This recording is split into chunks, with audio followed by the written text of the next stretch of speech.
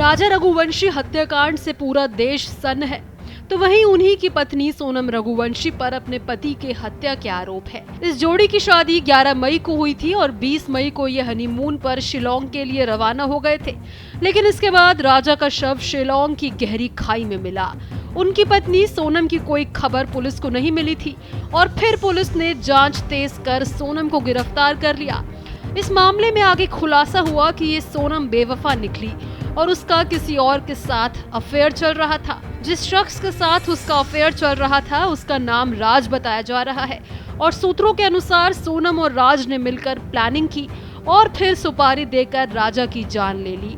सोनम की धोखे और फरेब की इस कहानी को सुनकर हर कोई दंग रह गया। इस घटना के बाद देश भर में आक्रोश का माहौल नजर आ रहा है और राजा के लिए इंसाफ की मांग की जा रही है। लेकिन आपको ये जानकर शायद हैरानी होगी कि इस फिल्म से मेल खाती बॉलीवुड में भी एक फिल्म बन चुकी है। उस फिल्म में भी पत्नी अपने पति को धोखा देती है और फिर उसके कत्ल की साजिश रचती है। चलिए जानते हैं कि आखिर ये कौन सी फिल्म है। तो सोनम रघुवंशी की बेवफाई और कत्ल कांड से मेल खाती बॉलीवुड फिल्म का नाम जिस्म है।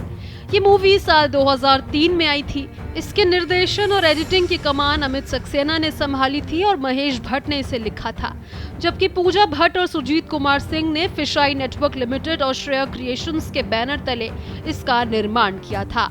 इस फिल्म में बिपाशा बसु के साथ लीड रोल में जॉन इब्राहिम नजर आए थे। चलिए अब इस फिल्म की कहानी पर बात कर लेते हैं और कैसे ये फिल्म राजा हत्याकांड से मेल खाती है वो खुद ही आप समझ जाएंगे। तो जिस्म में जॉन इब्राहिम ने कबीर लाल का कैरेक्टर प्ले किया था, जो एक वकील होता है। उसके गोवा में सोनिया खन्ना यानी बिपाशा बसु से मुलाकात होती है।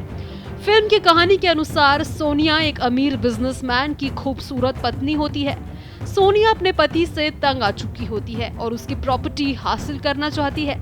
ऐसा करने के लिए वो कबीर को अपने प्यार के जाल में फंसाती है और फिर वो उसे अपने पति के कत्ल की साजिश में शामिल कर लेती है और कबीर भी सोनिया के प्यार में अंधा होकर बिना सोचे समझे उसके पति का मर्डर कर देता है।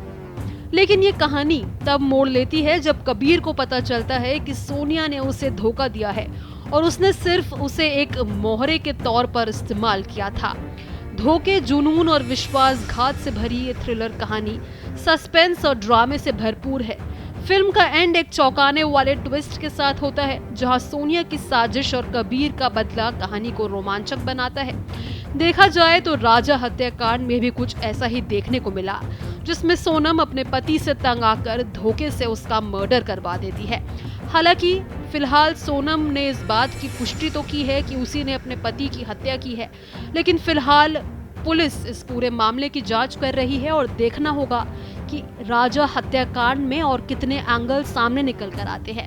लेकिन इस पूरे घटनाक्रम ने पूरे देश को चौंका कर रख दिया है और हर कोई हैरान हो रहा है और राजा के लिए इंसाफ की गुहार लगा रहा है। हालांकि जिस फिल्म की हमने बात करी उसका नाम जिस्म था और राजा हत्याकांड में भी कुछ ऐसी ही कहानी देखने को मिलती है, लेकिन फिल्म की कहानी सिर्फ एक फिल्मी कहानी है और असल जिंदगी की सच्चाई जो है उसमें नजर आया कि किस तरीके से एक मासूम ने अपनी जान गंवा दी है।